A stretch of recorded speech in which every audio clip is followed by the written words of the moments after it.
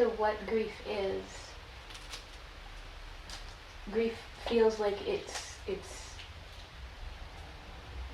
has more spaciousness than a single emotion. Stephen Jenkinson calls grief a skill. And so there is this, and Francis Wilder talks about an apprenticeship to sorrow. So grief as a practice that the human species has of moving emotion and transforming and alchemizing it, and that it doesn't just have to be sorrow, and it can be rage. It can be like fierce protective grief about what's happening to the land, and there can be grief that looks like longing, like this desire for things that haven't been present in our lifetimes. So Francis Weller writes about the 5 gates of grief, that there are these different situations that open us into the experience of grief, and so we'll be exploring those gates in this workshop. So there isn't a requisite that someone has to have lost a loved one, or someone has to be feeling deep grief about ancestral trauma. But we'll be making space for those things to be moved with. We'll be offering movement practices with each of those gates.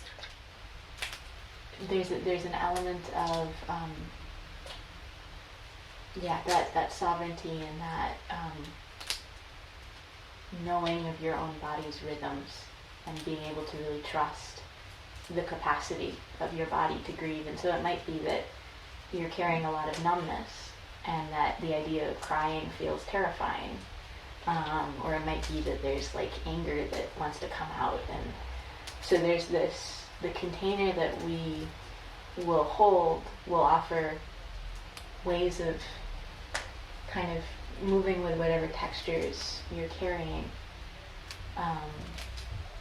and really honoring that it's not necessarily just catharsis or just kind of like letting it all go, but it's very much a process that has room for softness, and I love the phrase grief tending, because it carries this tenderness, and this, it's not about a teacher who talks about that, if we try and like pry our fist open, we have all this intense emotion, you try and like pry it open, it won't go, but if you just offer it support, it starts to open on its own. And someone may not even know what they're grieving, right? That grief is a collective experience as well as an individual, and the grief requires both intimacy and solitude. And so, like, my intention is to offer a lot of spaciousness for people to be exploring.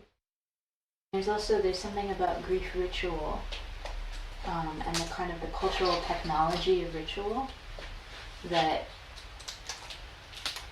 offers the body this safe container to actually let emotion move through. This thing that dominant culture kind of conditions us to really either stay in freeze or in this kind of fight-flight, but there's this process of actually letting emotion move through the body in a way that's titrated and pendulated and has spaciousness and gentleness, but that it doesn't get stuck. It actually goes someplace and becomes, in that process, transforms and is given to something bigger. So different people who work with grief will talk about the grief going to the ancestors, or going to the sacred, or to the earth to be metabolized and digested and transformed. But there's this sense that our grief is medicinal, and that it these deep currents that it carries us on are smoothing the rock and the trauma that we carry in our bodies, and actually opening more space for things to move. And we talk about grief being a skill. and I feel like an incredibly necessary one when there are 200 species that go extinct every day. And there's, if you don't have that skill, when I have not had that skill as well developed, the only choice is to block those things out of consciousness, and then how is it possible to transform with these changes if you're not aware of the changes?